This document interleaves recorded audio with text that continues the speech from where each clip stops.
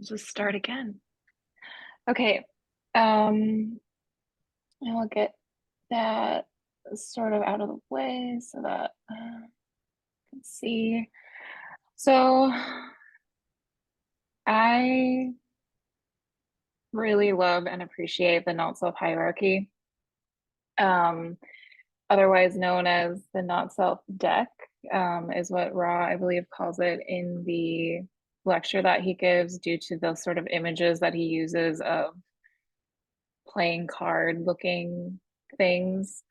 Um, but yeah, just before we get started, I always find it interesting to know who is talking and what their design is. So here's just a glimpse into who I am, what I am, what's going on. With me, I'm a 2-4 reflector on the Cross of Eden, 636, 12, 11.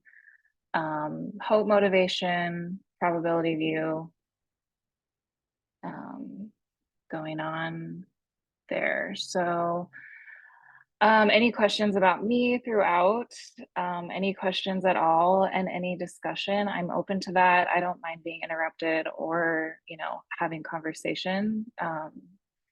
That feels good to me. So please feel free to do that. Whenever you're talking to a reflector, whenever you're listening to a reflector, um, and just in general, it is helpful to know what is going on with the transits, and what might be happening, for that reflector in any given moment, as the experience that you have of a reflector will probably change, um, as often as the transits do. What's been my journey with hope motivation? I'm really, really good at guilt. So there's that. With probability view and hope motivation, it's a really interesting conversation with that 5 and that 2. Hope feels really, really fucking stupid. Like, it feels really dumb to have hope in this world. And it feels, yeah, sometimes it's just ridiculous, but it's almost like this childlikeness that, when paired with probability view, like what I'm seeing, I'm like seeing the probability and taking that in, and then from the inside looking out, I'm like, well, what is there to hope for? And there are some things left to hope for, I believe. um so yeah. um Notably for me right now, I am feeling the channel of struggle. um you might hear that today. So just so you know, I didn't even look at where the moon was today, but the moon is in a gate of shock. So there's that. So I think when talking about anything, especially when we're using the mind to talk about the realm of rape psychology and talk about the realm of the mind, using the mind to talk about the mind. It's a little bit funny, and so I like to give a little reminder that, learning human design and talking about it and looking at graphs and images and maps, so to speak, is not the same as actually living your life. The map is not the territory. This is not a pipe, all these kinds of examples of looking at the imagery of something and using it as a useful tool for understanding, but then actually going out and living your life, is a completely different thing. Um, Alan Watts, love him or hate him. I like this part where he says we're liable to confuse the systems of symbols with the actual world itself. And again, the symbols and the language that we use in human design is necessary for understanding. And this system of language that we've created is necessary in order to communicate with one another, in order to commune with each other using our minds.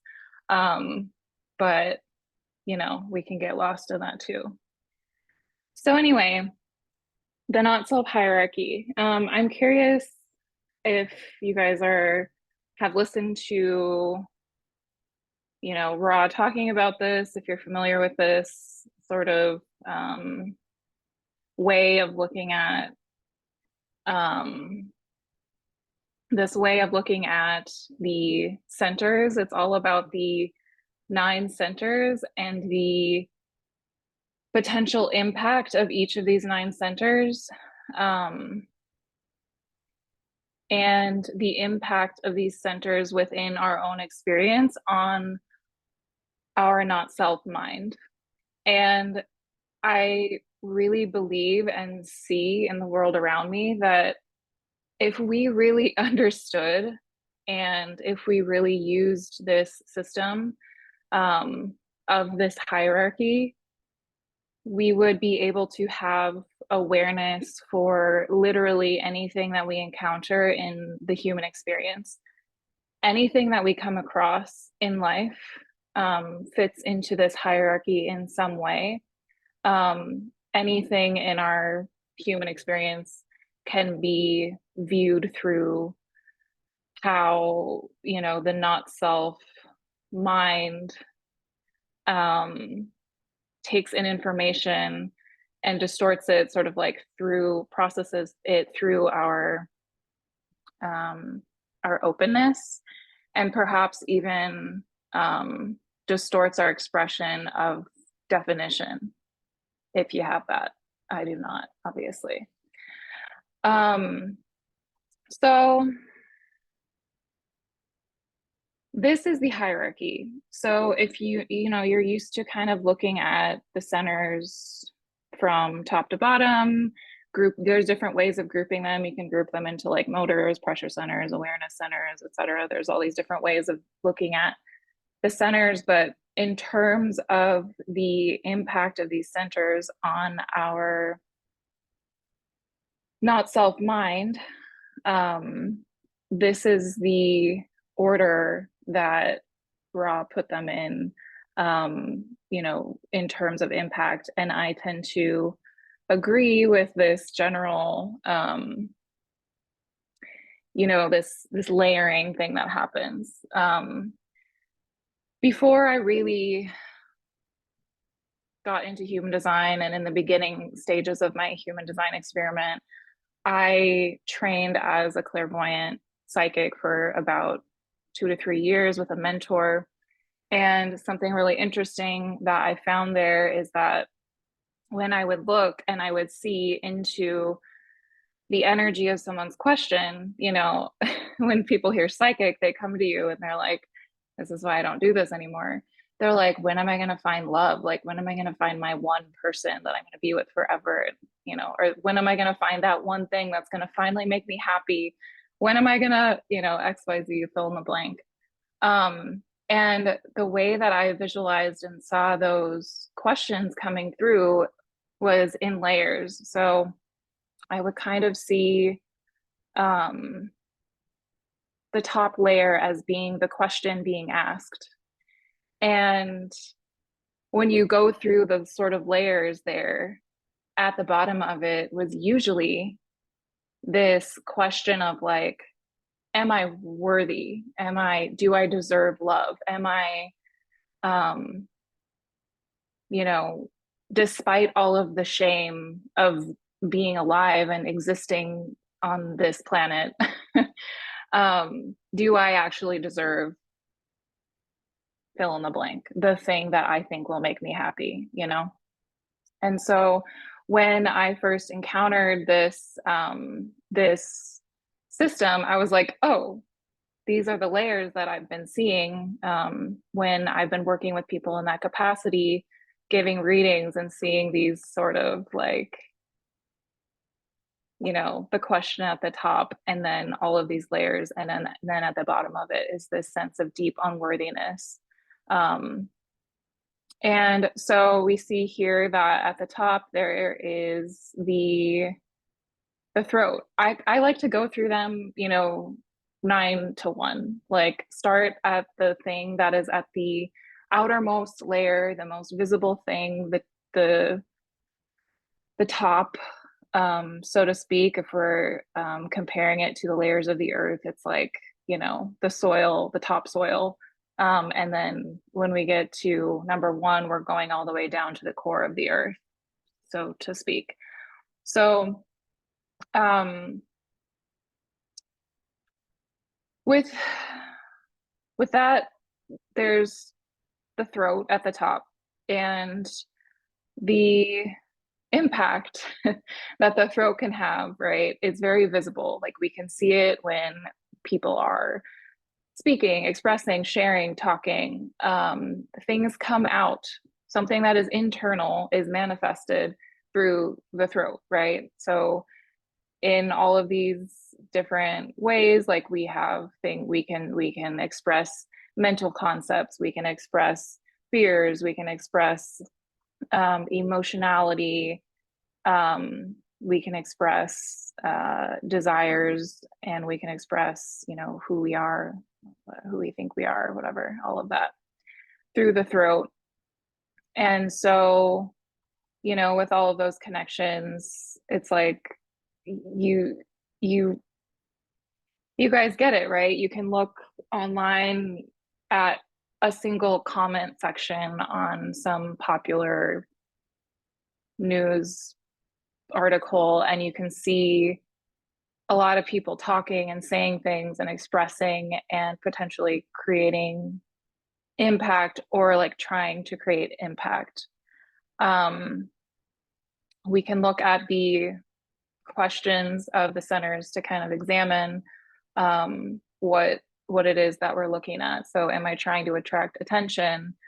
I think everything is on a spectrum, right? So sometimes it's like we have a certain like wounding or trauma early in life that is like, I'm trying to attract attention, and then I've learned that that doesn't work. So instead, I just like never speak at all, and I repress my voice, and that can also be a thing there. Next, we have the sacral. I would say that the sacral is extremely, important for any non-sacral person. You know that you really can't do anything else if you're burnt out because you don't know when enough is enough. But that one, is also second to the throat in terms of visibility. You can see people working too hard. You can see people, well, I can just do a little more. I can just give a little more. I can just, if I just do this one more thing, not sleeping, not resting, because of this constant drive and this failure to recognize when enough is enough. 7, we have the root center. Am I in a hurry to be free from pressure? Anywhere from you see anxiety with this sort of adrenalized, pulse. You see someone running around so fast, just trying to do all of the things so quickly, because they believe that if this, next thing gets checked off the to-do list, then we'll be free finally. And we all want freedom, right? So if we can just go faster, maybe we can get the things done, and then maybe we can be free from this pressure. But obviously we know that the pressure never goes away. And sometimes when we realize that the pressure isn't going away, we kind of can go into like a freeze state.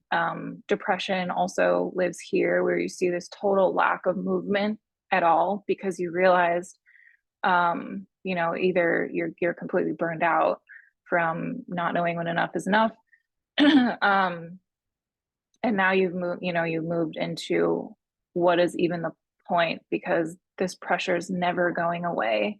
And so I might as well just lay here and never get up. Next, we have the head. So, am I trying to answer everyone else's questions? Am I thinking about things that don't matter? I think the example that Ra gives in this lecture is something about like your house is on fire and like you have to get out. But you're like, well, maybe I'll win the lottery. And then if I win the lottery, then I can, XYZ, like I can have this good life and I can, you're fantasizing, you're imagining, you're having some sort of inspiration about winning the lottery that doesn't fucking matter because your house is on fire and you're going to die if you don't get out of your house. Um, Next, we have the ajna. Am I pretending to be certain? Again, comment section on whatever post that you find on the internet, literally anywhere. You will find people proclaiming their certainty. So here's where, once we get into these layers, you can start to see how they layer on, okay, in an example of someone who is now pretending to be certain, they have expressed themselves on a comment section on some social media post. They can't stop scrolling through and reading other comments. Like they just don't know when enough is enough. It's like midnight, they're exhausted. They can't, they're like, but I don't know, I have to keep going. Like maybe if I just, do one more thing, or maybe if I read one more thing, I'll be free of this pressure. And so maybe they're kind of like manically scrolling through and, like maybe they're even not really sure of what they're saying. Probably that's the case. So on the side, they've like got Google open and they're like, what does this mean or that mean that this other person replied to me and said this word and I don't know what it means? Or, I have to sound smart. So I'm going to now Google this thing on the side and then I'm going to go reply to this comment again, right? Because you have to head center answer everyone's questions, and think about these things that may not matter to you. And then, here under all of that, you have this layer of I have to be certain because this uncertainty, oh no, that's not acceptable, right? Okay, number 4, we have the spleen. Am I holding on to what is not good for me? This is uh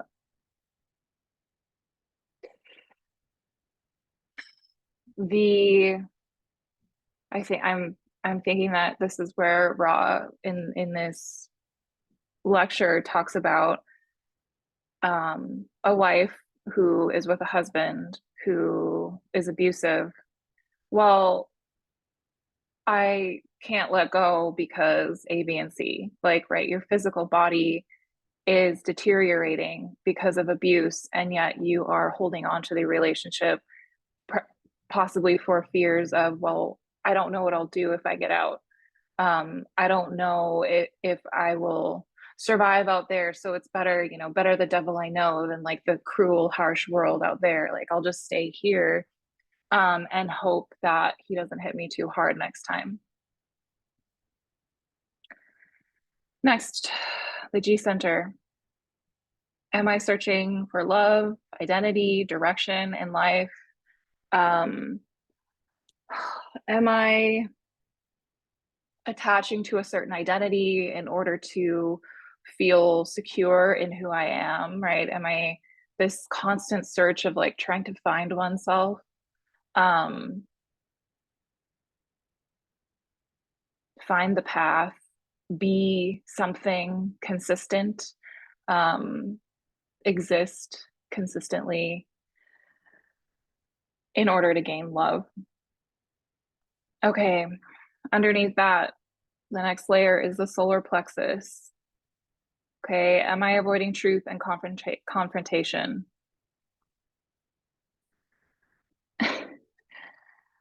The amount of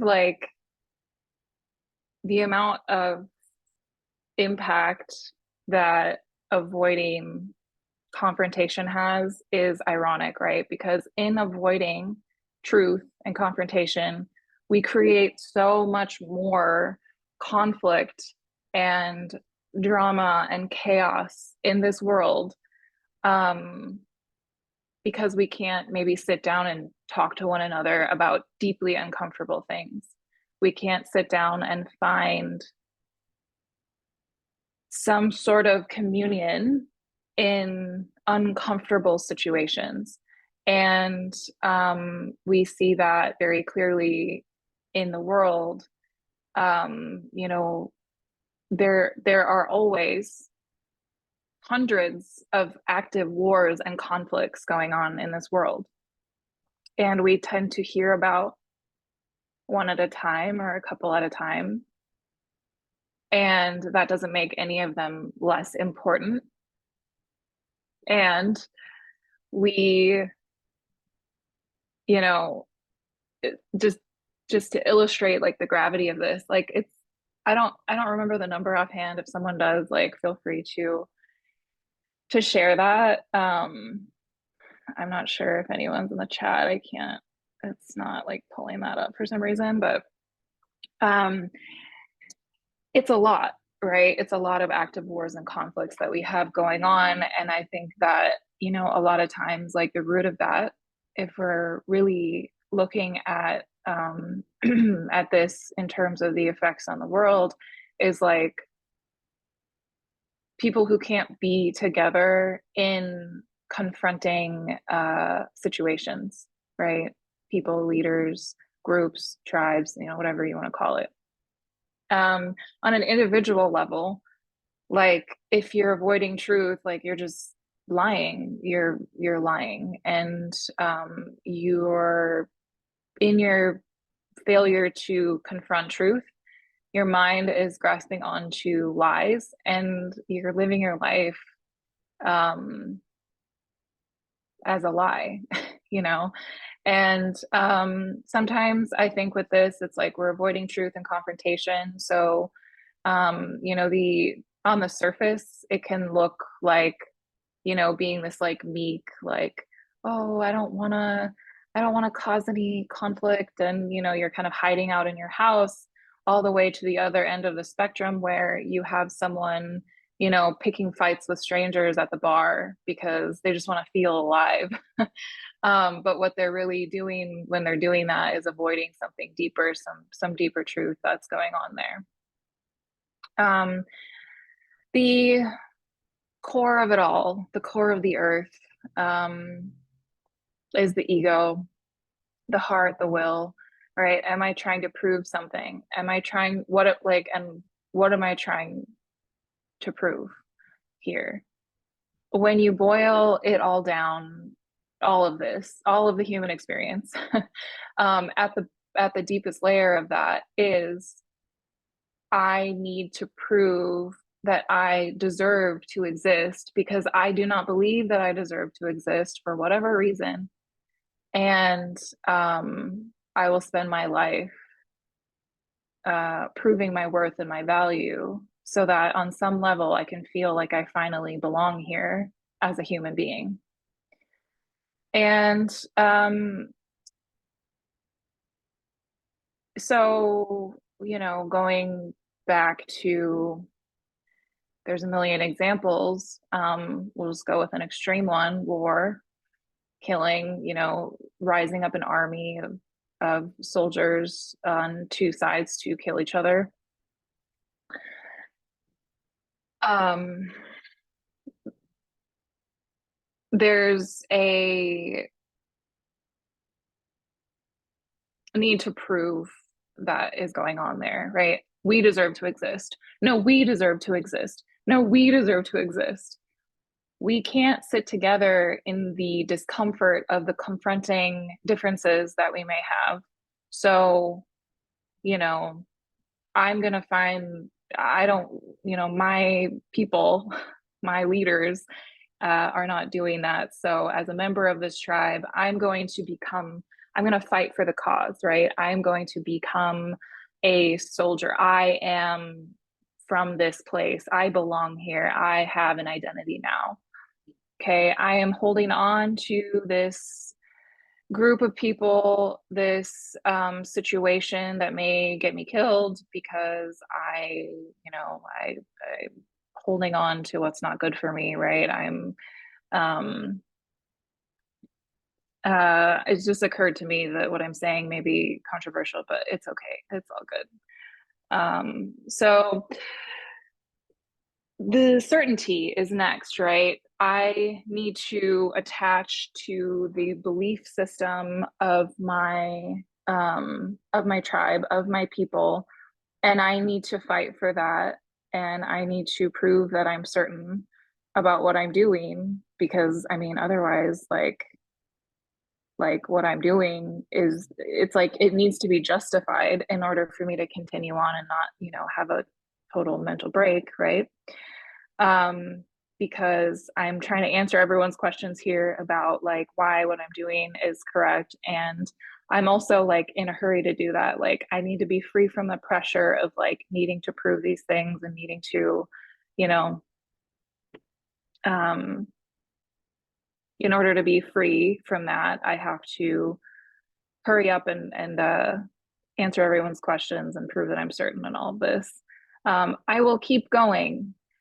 My body cannot keep going, but I will keep going and I will keep fighting and I will keep it's XYZ. And then I will scream and yell about it the whole way through. To use a sort of less, I don't know, impersonal, dramatic example, I'll just use myself. And so let's see, what example can I use from my own life? Okay, I, as a child, was very deeply, I have all nine centers undefined. So I'm a great example, right? Because I've got it all. um, as a child, I was, in it, long story short, I wanted to be nothing like my mom and my stepdad. I wanted to be nothing like them. I did not want to identify with the abuse, the addiction, the I don't know. I got made fun of in school because I smelled like cigarettes and, all like I was poor and all these other things that kids made fun of me for. And I was like, I'm going to be different than this. I decided this at a very young age. And so I became very, very religiously involved and I became very religiously zealous. I grew up in a small town in Minnesota. I went to the church. I was like, here's where the good people are. I'm going to be like them. I'm not going to be like my family. And so there I had something to prove, right? So if we can look at it from either way. I'll just start with the throat. I started talking a big talk about how I was good and how other people were bad, right? I would literally go to church. Like I had school and I had after school stuff and I started working at a very young age. And then I was also like always at the church. Like I was so tired, I was so exhausted, and I would just keep going. Um, and I always felt like with the Root Center, like I kind of needed to be free of my family. Like I needed to be free of the pressure of like I had this like to-do list, literally a to-do list of like what I was going to do in my life, essentially to prove that I was better than what I came from, right?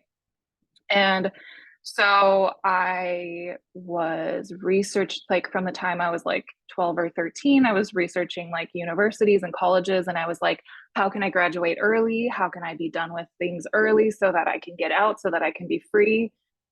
I was driven by this force. And of course, I ended up applying to and go, I ended up getting a couple of years of college done while I was still in high school so that when I graduated, college, I could be done early.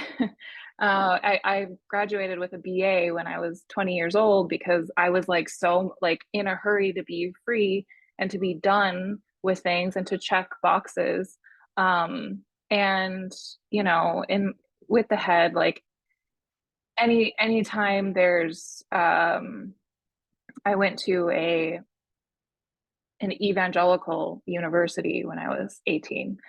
And oh man, the like need to answer everyone's questions about there's a study in the evangelical world called apologetics. And I literally took a class on how to answer people's questions of dissent about my religion. And in this class, you learn, you memorize scripts about um, how to answer questions of dissent, right? Well, what about this? I don't agree with this because of that. Okay, well, we've got an answer for it all. So I'm sitting there memorizing all these things, right? Because that was what I believed was important at the time. Okay. Obviously, I was pretending to be certain, right? I was very attached to, I'm right.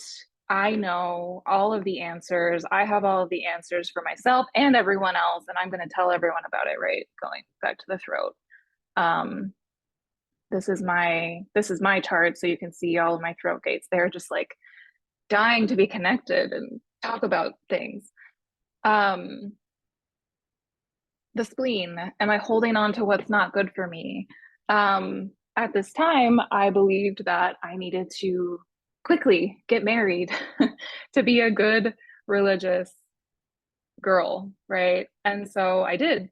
I got married when I was 21 to someone, and wonderful, wonderful person. Um, we were so young, and the funny fun fact, he's a 3/6 emotional projector.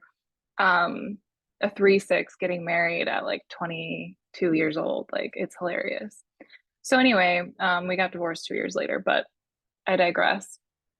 So you know, holding on deeply to this need um, to be in a relationship with someone and like get married quickly in order to be good for the religion, right?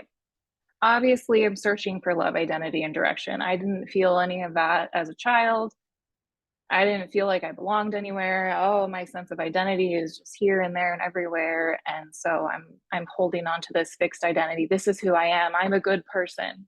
I'm different than my parents. Okay, the solar plexus. Obviously, I'm lying to myself left and right. Through all of this, I had a totally secret life going on. I had addictions, I had an eating disorder, I had just total chaos going on in my body and in my alone time, that I was not okay.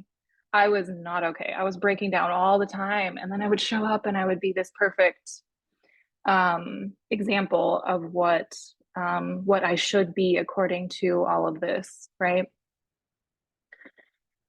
And then the ego underneath all of that is that I just didn't believe that I deserved to exist. Like, I didn't believe that I was worthy. I didn't believe that I deserved anything at all, anything good in this life. And I didn't believe uh, that I should really be alive. And in that belief, um, I was harming myself, right? Because when you believe that you don't deserve to exist, you kind of start to slowly kill yourself, to be blunt about it. And I was doing this with food restriction. I was doing this with, you know, secret reckless behavior. Um, I was just not okay, right? And that's um, that's an example from my own life when I was younger, of how all of this all of the themes of these centers in layers in this hierarchy were food and fuel to my not self mind that created this attachment to this reality that was completely um I never say this word, but bogus. Feels weird coming out. It was just so false, all of it, right? And so because like I know this experience so well from the perspective of every single one of these undefined centers, uh, I just can see it all around me, right? And I think that as a reflector, it's like looking at this, it's like both deeply painful to witness and also just so boring. I'm like, because in all of this, we have the opportunity to be ourselves, right? Because obviously we have this knowledge of our design and we have this map that tells us, hey, this is who, this is who I am. This is the design that I have for this lifetime. And within that, I have an authority and I have tools for awareness so that I can begin to decondition from all of these voices going through the layers, and I can observe myself. I can begin to sort of like peel myself off of this like very sticky attachment to what we now know living our design as the movie and what we can now see as the Maya, the illusion. And we can peel ourselves away from that long enough to start to untangle from all of this madness that is going on here. And so, I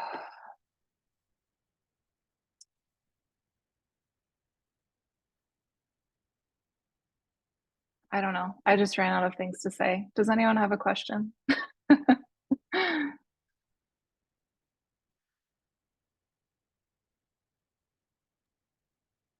Amanda, I would love to hear, and I really appreciate your sharing and honesty and vulnerability. It's very moving, but I would love to continue the story from where you've come from all that. It's so unique to hear from a reflector as you're sharing, having all of the undefined centers.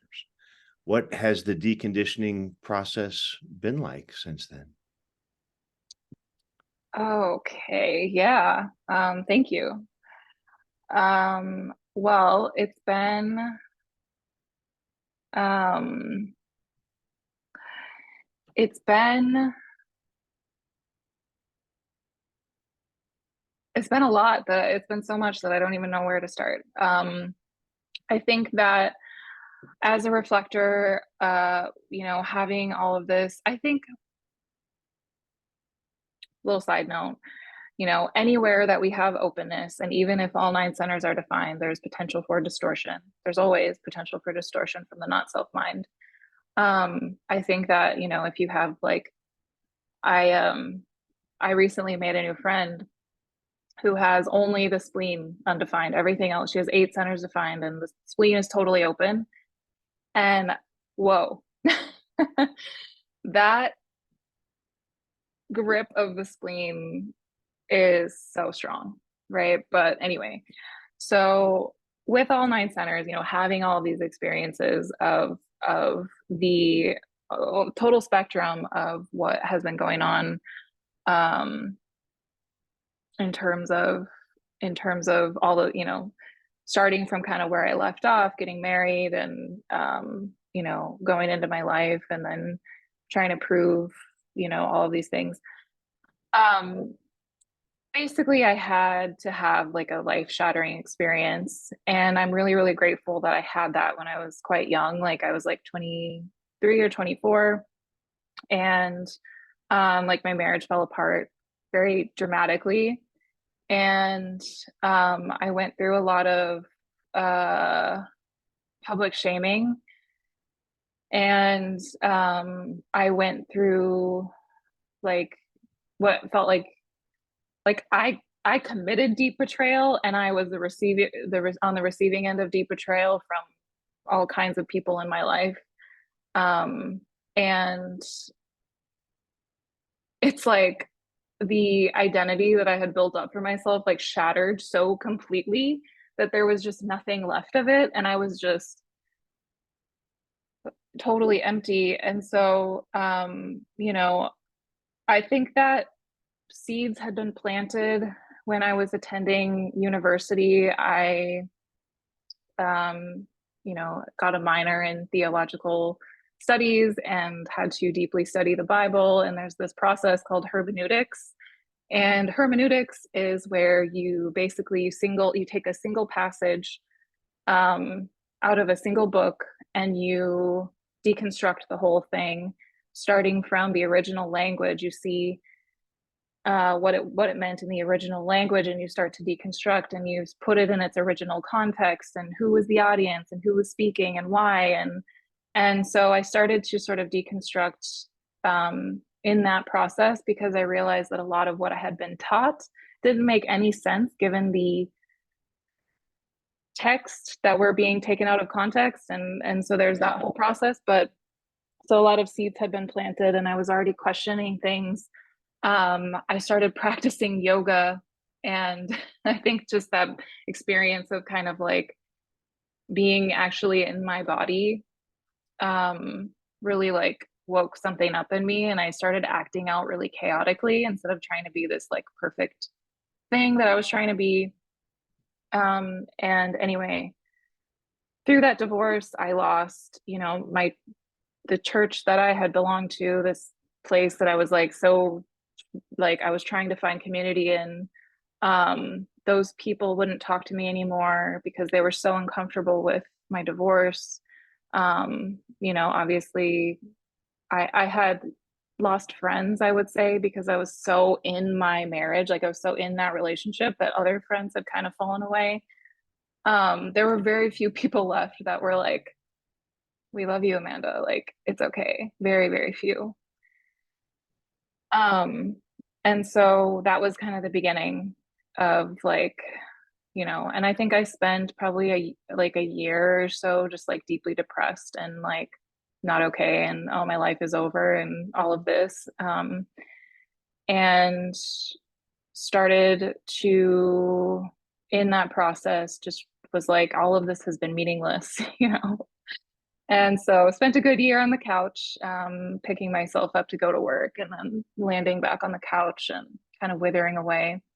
But after that sort of grieving process for who this identity that I had constructed in order to prove that I'm worthy, um, I it was like, okay, I'm not gonna kill myself.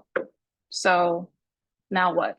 Because for some reason I just contemplated that and it was like, doesn't really feel like an option.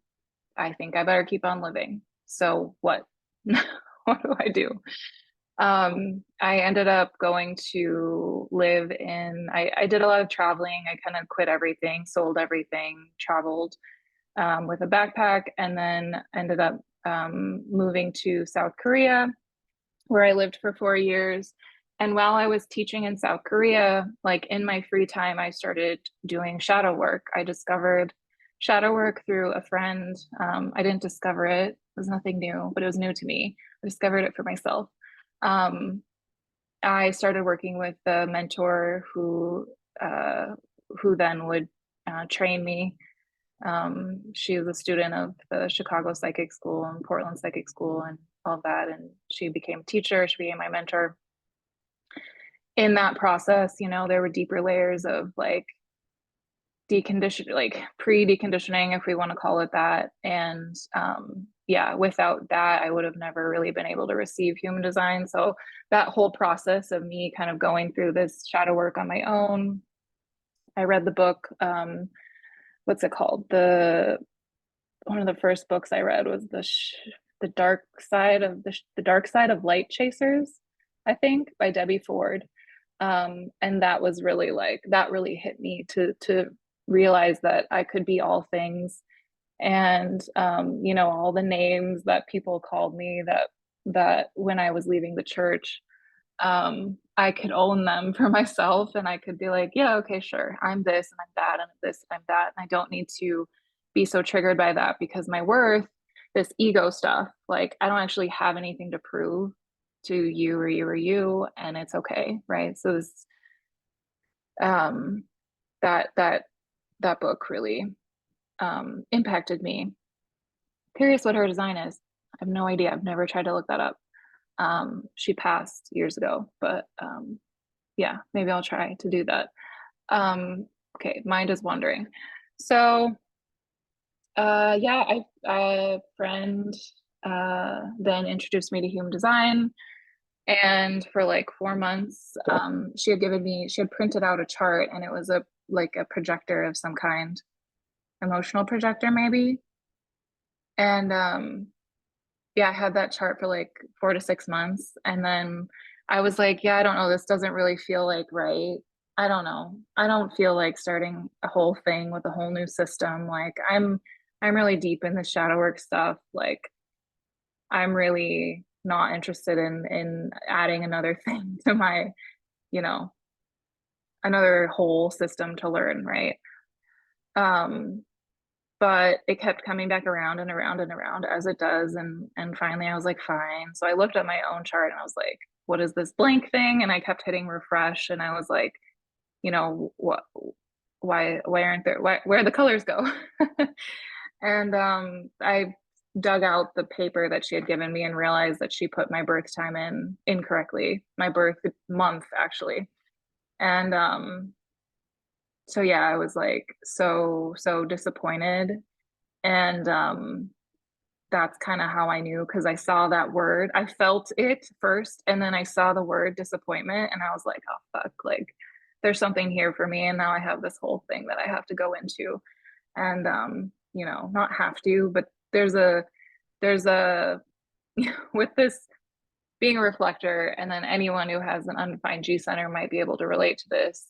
There is a force that pulls you that you're like, once it starts pulling you, you're like, okay, I'm going for a ride and I have no control over it. Um, and that's really what it felt like when I first found human design. And that was oh, like like 5.5 years ago now, that when I discovered I was a reflector. So yeah. So yeah. I'm only like 5.5 years in. I'm just a baby, but um, but yeah. Yeah, no, it's so beautiful to hear from you. And again, just want to express the appreciation I know everyone's feeling right now that's here with us. And if I could follow up with Thank you. more, because it is so curious for us, since we're all so different and we can never know what it's like to be the other person. But for the 98% of us that have an inner authority, the deconditioning process is fairly straightforward, right? We figure out what our authority is, we sink into it, and the more time we spend relating to that, embodying that, there's a physical felt sense for all inner authorities. So in that sense, it just seems pretty straightforward. And that's the experience I've had. It's a long process. I mean, I think healing is a lifelong process. It's never over. But just in terms of the deconditioning process, it's straightforward. So I'm curious to hear more about, without that center that to stand on in that sense. Was it something where you went through, just spent time contemplating each of your centers and kind of worked on one at a time through the shadow work, or like what, how does the process work? Yeah, I think it's really like, first of all, yeah, it's really simple. Like when you get the knowledge and you're like, I have an authority, even as a reflector, you're like, okay, like there's this simple process. But it's not. it's like, it's a lifelong experience of actually like, so to, we can logically understand it. And then again, to actually like go through that process is a whole other thing. But yeah, so definitely a nonlinear process. Um, I would say that, in the beginning, just trying to remember and look back, it was very like, I mean, I would say the first 6 months or so, I was like, I really used the information to kind of like I attached to this like victimhood. Um, and oh, poor me, I don't have any authority, I'm nothing. And because of the shadow work that I was doing and the work that I was doing with my mentor at the time, she was like, she called it out in me, and I'm really appreciative of her, and then her not even knowing, design, but then being there as a person to call me out on my own bullshit was really important. Um, yeah, the I probably spent a good year with just gate 6.2 really, and like accepting that about my experience. Um, I would say that the second year of my experiment was just the gate 6 year, where I was like, this is part of me, the gorilla. So it's not been very structured. Uh, it's not been very, it's very like what is coming up in life, and how do I how do I gain awareness around what is currently happening using like this map that I have been gifted in this life.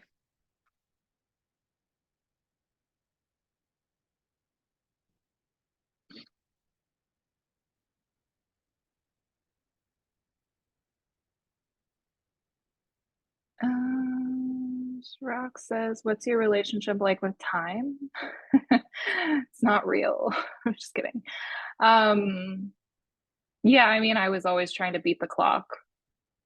I was always trying to, I remember being like 16, just getting my driver's license, going to, I had to drive 30 miles to get to the community college that I went to while I was still in high school. And I didn't have enough time because, like I said, I was the captain of a dance team, and I was like, I was the straight A student because I had to be perfect. And then I was also working like 20 hours a week. And anyway, so I had to drive this 30 miles, and I would, it's like horrifying to think about, but I would go like 90 miles an hour, changing my clothes, eating cereal, like on the way. Because I was, yeah, horrifying. But I was trying to beat time all the time.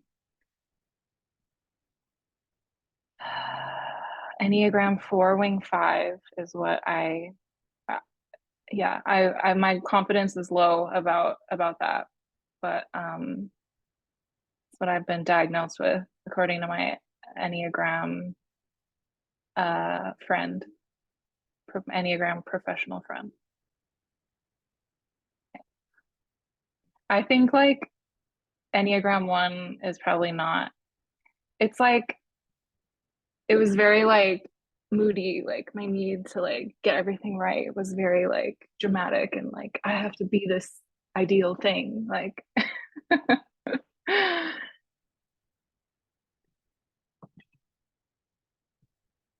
yeah, sounds like a fort, yeah.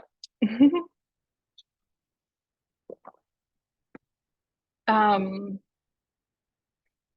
yeah, so I kind of, I went through all of this already, but I don't know, maybe I can share this file or something. I think that, just to make it practical for whoever is listening to this, kind of going through your your own design and looking at your own centers and seeing like, okay, what is my personal hierarchy of conditioning forces on my not self mind? And asking yourself that question and then going through. And we've heard these questions a million times, right? Because it's like supposed to be super basic and we love to talk about base and like, yet we're, still dealing with the throat center not being deconditioned, for example. So, yeah, I think it's especially important, perhaps, for those of us who love the knowledge and love to learn more and love to like, you know, eat all of these like chaotic and delicious meals that Ra laid out for us and other teachers, right, who have come after him. Um, but going through this and like really like looking at your life and having that awareness is incredibly powerful and can actually change the world. And that's my hope. But it's like if you can even just understand where you're trying to attract attention, or you don't know when enough is enough, or you're trying to be free of pressure, or you're getting lost, or you're man, the ego and the ajna really like work together like as this team, like in terms of like needing to prove certainty. Um, yeah, I would say that many lives have been lost over that combination of archetypes. Um, also holding on to what's not good for you due to a perceived sense of safety.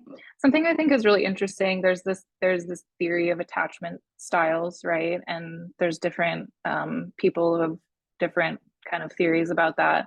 But a very basic one is like, am I anxious or am I avoidant? You know, both of these ends of the spectrum are trying to cling to some kind of perceived safety. And I know for me, like I've been hyper avoidant in relationships, um, as a way of keeping people close to me and keeping people coming, oh, are you, oh, like as a way of kind of, and then there's the anxious who is like going towards the avoidant and they're like, never leave me, and so that whole spectrum is just different coping mechanisms for ways that we're trying to hold on to things for a perceived sense of safety. The G center, am I looking for love and direction? Solar plexus. How, not even am I lying to myself? How am I lying to myself? Because we all do that in different ways. And then, really coming, oh, I like this quote, Ra, in the lecture. I have little notes from the lecture that I listened to. It's called, the lecture, by the way, is called Rave Psychology. What is it called? Conditioning. I don't remember. I'll like put it in the chat. I can look it up. But in this, he's talking about the human design experiment, and he's like, if you're doing this for someone else, which I think that we've all done human design to try to prove something at some point, right? Like we've all used human design in the way that we would use anything else, like a drug or something, a tool, a mechanism, a way of proving our worth and our validity as human beings. But he's like, if you're doing this for someone else, like just go home, like, because what a distortion of what the system is meant to be. Um, Ashley asked, curious if you're still drawn to other healing modalities. or if you feel like human design has been it for you and nothing since then. Anecdotally, I've had a lifelong 6'2" reflector friend who's recently gotten really into God. Oh boy. I'm an anti-theist, so I don't know. This is my trajectory, but anyway. But she loves it and it works for her, so it's always fascinating to hear different experiences. Also 49 unconscious sun.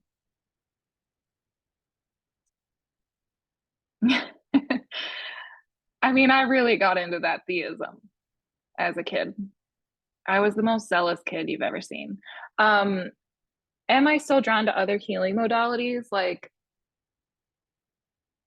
yes, because my process and my living my design has led me to certain things, but I think that when there's like an attachment there that's where things get messy. Um, because like with God, I mean, you like I even me on this anti-theist trajectory, like I believe that there's more. There's like more. There's like ultimate truth, and we are all just collecting the little puzzle pieces of it, but we can't and we won't know the full picture if we're clinging to this one little puzzle piece that we've obtained in this life, in our experience.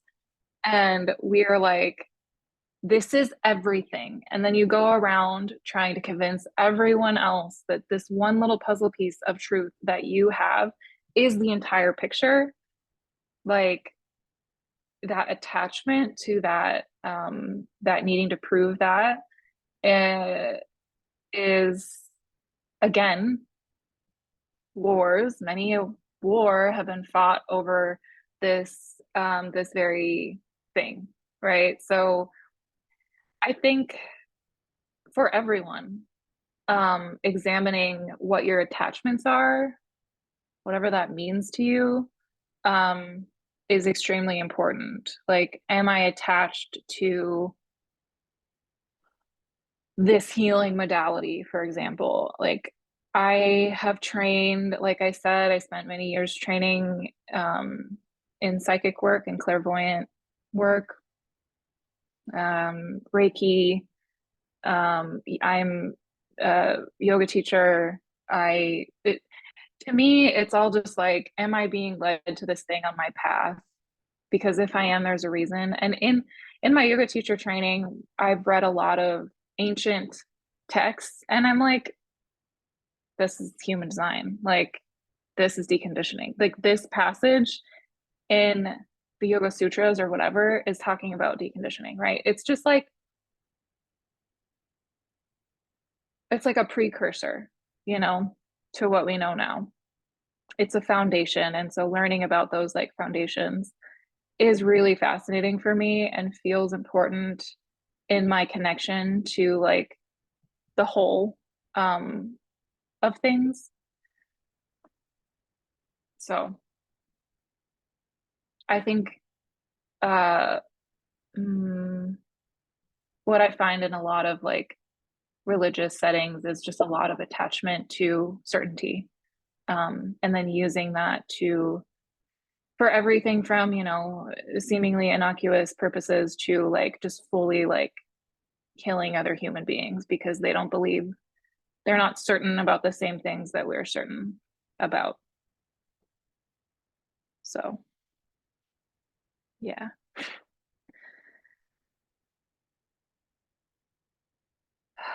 Fear transference. Oh, there's a thing actually that I put in here. Oh, this is in the beginning I mentioned that Raw, he calls it the not self deck because he made the graphics look like playing cards.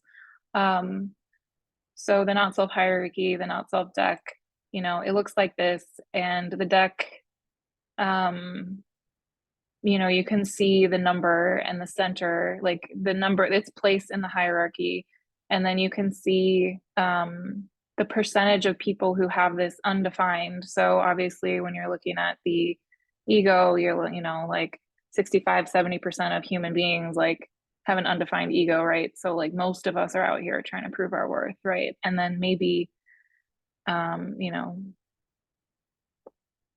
yeah.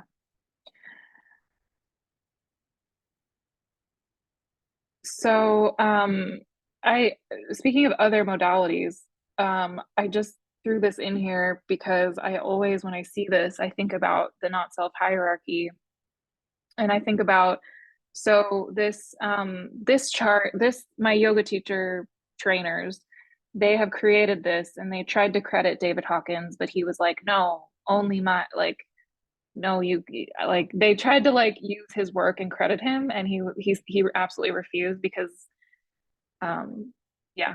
But if you're familiar with David Hawkins, or if you're not, he has this levels of consciousness map, um, or, you know, inverse triangle, I guess. And, you hear about these things. So, in terms of God, I want to talk about my personal experiences and beliefs is that, being in this deep ego battle, meaning the ego in human design, the heart center of needing to prove your existence, like you're in shame, like you're deeply in shame, and you're when you don't believe that you deserve to exist, you can also believe the same thing about other people. It's not a jump. It's really not. It's like, it's because on some level we kind of value ourselves. It's a lot easier to project that onto an entire group of other human beings, rather than to admit that we just don't really feel like we deserve to exist. um, so anything you see, so this is what hell is to me, as a person who used to believe in a literal place where I would probably go because I was worthless, in order to suffer for all of eternity if I wasn't, really good and all of these things. I believe that hell is here, and hell is this deepest layer of the not self hierarchy, which is has everything to do with the ego center, and then of course we move into lying to ourselves and avoiding truth, and really confronting ourselves about things, and feeling this guilt because we're lying, and then kind of like the root center depression and fear with the spleen, and anyway, that's something I like seeing how truth, things that are true, can be expressed in a number of ways, and I see that here. What I see when I look at this is the not self hierarchy, in this quote victim abuser consciousness, or hell and purgatory, or lower ego self, or for my yoga teacher trainers, the 3D, or contracted reality. Um, so yeah, are there any other questions? How are you guys doing?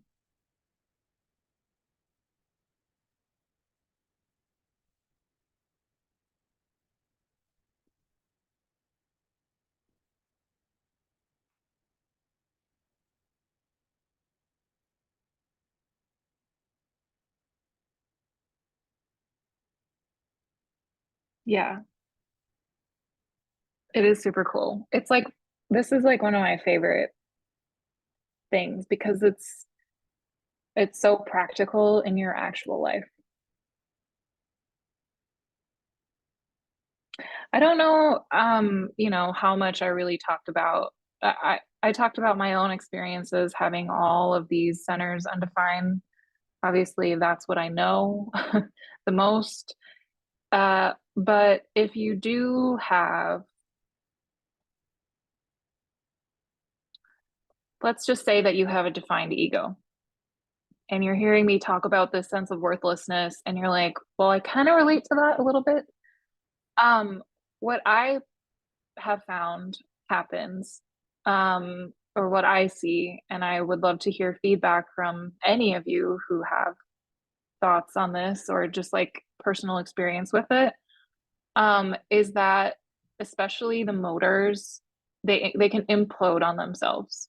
So if, let's say, you're not self mind, is conditioned by your root center to um you have an undefined root and you have a defined heart, and you feel like you need to like be free from pressure, and your everything in your life is about being on time, and your identity is about being a person who gets things done very quickly, and um you express how people who don't do things quickly and they don't show up on time are worth, like, what are they doing? Like, why do they even think that they deserve anything, whatever.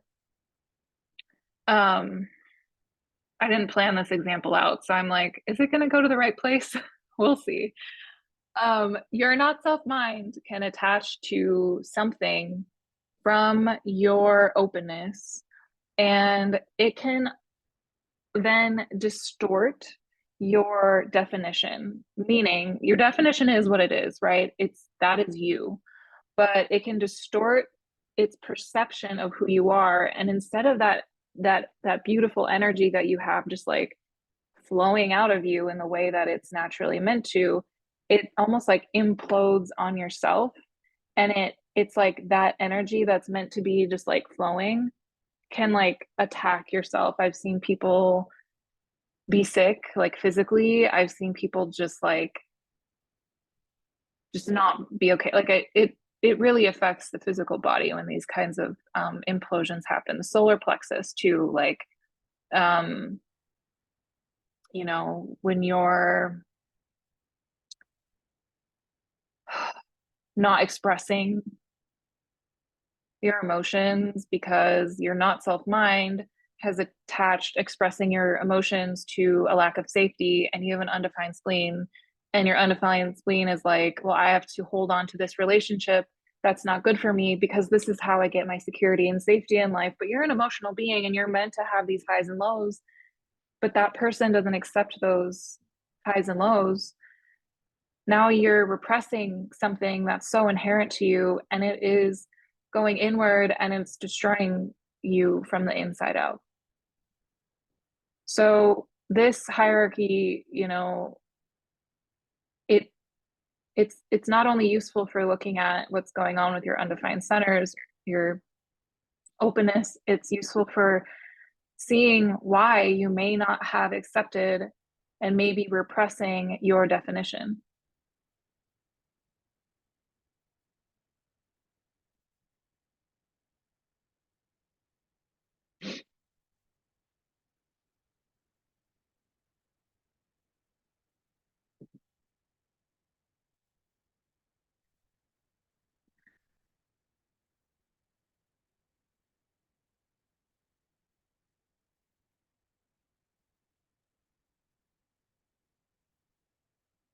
How are you feeling, Amanda?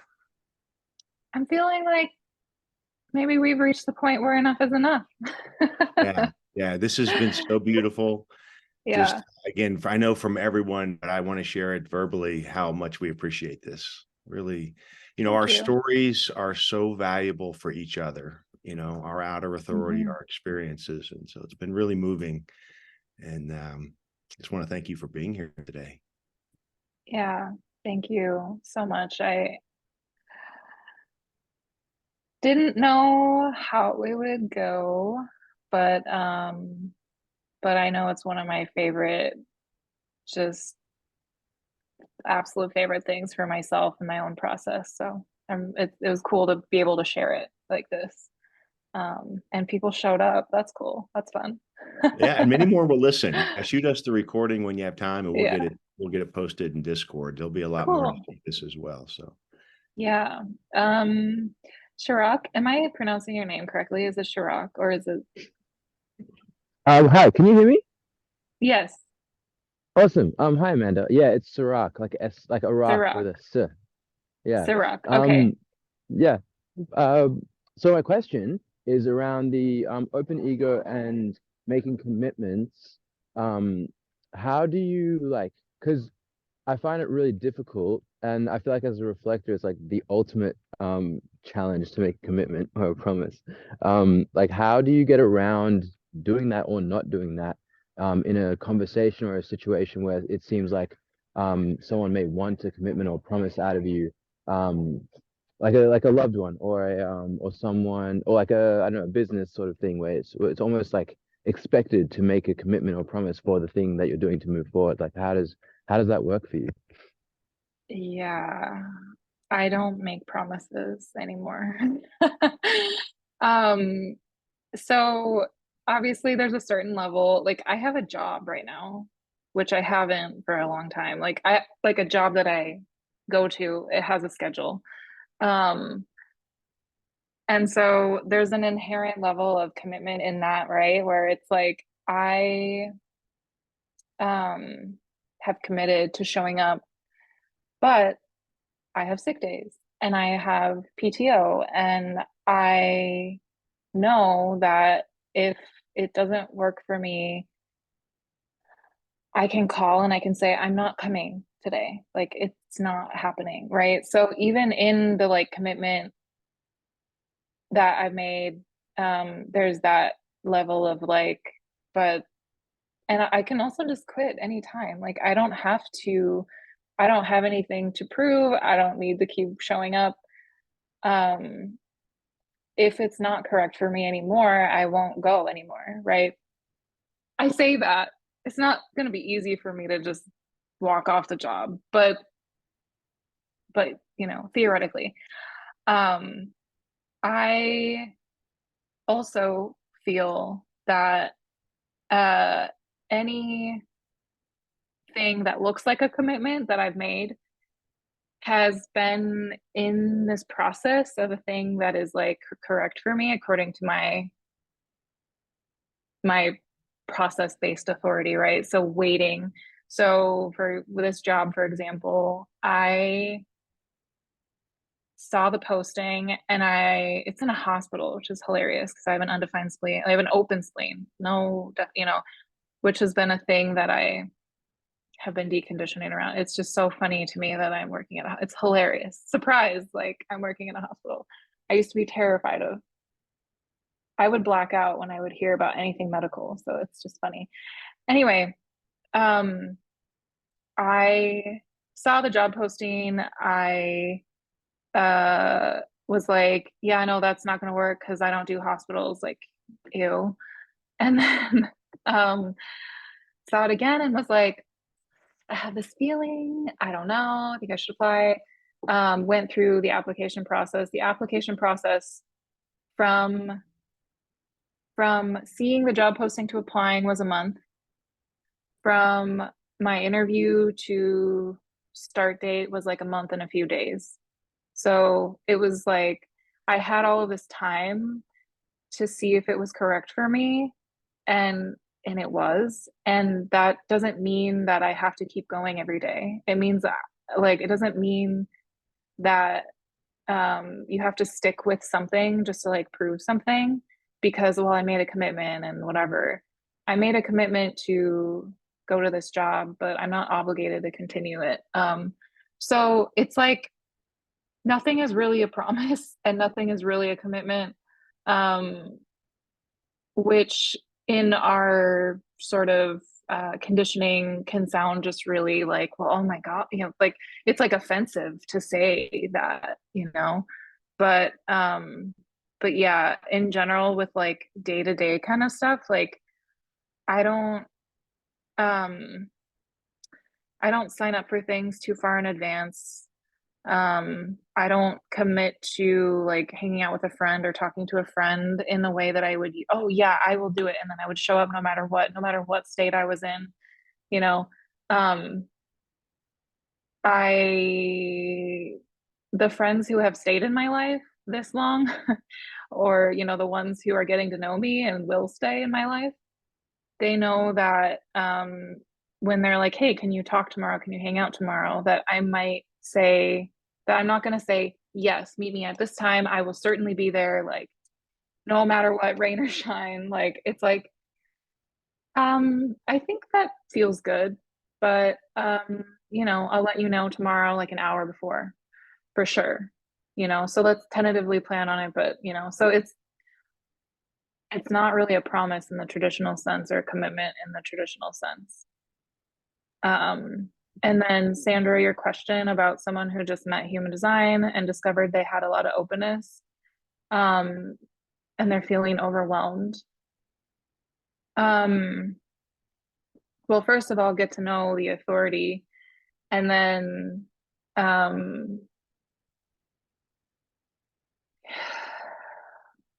maybe, it depends on the person. It really depends on the person. Um, it's really slow. And, undefined root center stuff, there's no rush. Like, you don't have to quickly check off boxes of deconditioning. You never arrive at a destination until you die. So you're going to keep learning and deconditioning until the end of this current form, and so there is no rush. And and also there's almost nothing you can say to someone to convince them of that, because if someone's like deeply in overwhelm, they might not even be able to hear that. So it's like everyone's really in their own process. And so it's okay if you tell them all the right things and they still don't get it. I mean, there's a lot of things that I just didn't get that people were telling me for years. And now I'm like, oh, because I had an experience. So yeah. But I mean, just slow down. Take it from a reflector. Okay, cool. Thank you guys so much for being here. It means a lot. I'm gonna close up shop now, but lots of love to all of you. Thank you, Amanda. Thank you so much. Thank Have a you. wonderful weekend. Thanks, you too. Bye, guys.